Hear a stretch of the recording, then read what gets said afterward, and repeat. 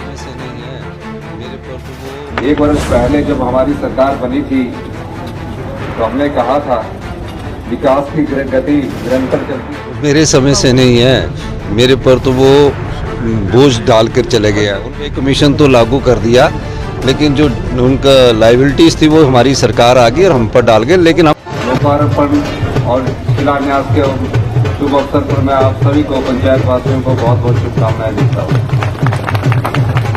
एक वर्ष पहले जब हमारी सरकार बनी थी तो हमने कहा था विकास की गति निरंतर चलती रहेगी, चाहे आर्थिक बदहाली हो, लेकिन गांव के किसान का विकास और समाज के अंतिम व्यक्ति तक पहुंचने का कार्य हमारी सरकार करती है। अभी आपने देखा होगा कि हम ग्रामीण अर्थव्यवस्था को कैसे मजबूत करना है। हमारी सरकार की प्राथमिकता ग्रामीण अर्थव्यवस्था को मजबूत कर आम आदमी को आर्थिक सहायता पहुंचाना है। हमने पिछले दिनों एक फैसला किया कि गांव की अर्थव्यवस्था कैसे मजबूत होगी, गांव के लोगों के पास कैसे पैसा पहुंचेगा, आम आदमी के पास कैसे पैसा पहुंचेगा। इस दृष्टिकोण से हमने एक महत्वपूर्ण फैसला किया कि दूध का मूल्य जो सरकारी खरीद हमारा सौभाग्य कि जो आज तक 32 रुपए हमारे प्रदेश के विकास को नई धार देने वाले उसमें हमने माननीय मुख्यमंत्री जी ने आज आपके इस इलाके के लिए 90 करोड़ करोड़ सरकार आपके यहाँ स्थानीय पंचायत के प्रधान और आने वाले समय में आप देखेंगे प्रदेश कि ग्रामीण क्षेत्र में हम रोजगार के अवसर पैदा करने जा रहे हैं।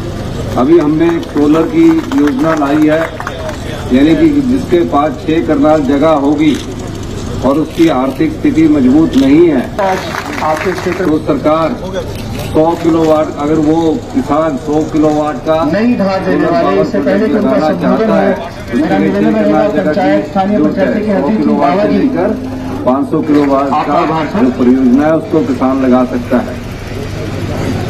और किसान की अभी हमारा बजट सत्र शुरू होने जा रहा है, उसमें भी आप देखेंगे हमने सरकारी कर्मचारी और अधिकारियों को पहली ही कैबिनेट में कोई राजनीतिक लाभ के लिए नहीं, चुनाव तो हम जीत चुके थे, सरकार तो 5 साल के लिए बन चुकी थी, हमने पहली ही कैबिनेट में ओल्ड पेंशन स्कीम दी। और जब बरसात में आपदा आई, आपदा प्रभावित परिवारों की हमने 16,000 घर जो तबाह हुए उनकी मदद की। हमने कानून बदल दिया, नियम बदल दिया। पहले मकान बनाने के लिए सिर्फ 1.5 लाख रुपया मिलता था।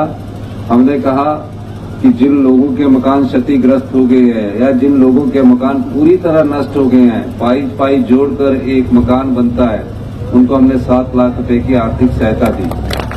तो ये सरकार की कटिबद्धता है, सरकार की इच्छा शक्ति है कि सरकार आम जनता के, आम लोगों के कार्य कर रही है। यही मैं आपको कहना चाहता हूं। आज इस अवसर पर जो शुभारंभ 90 करोड़ के हुए हैं, आप सब लोगों को बहुत बहुत शुभकामनाएं, बहुत बहुत धन्यवाद। जय हिंद, जय मां।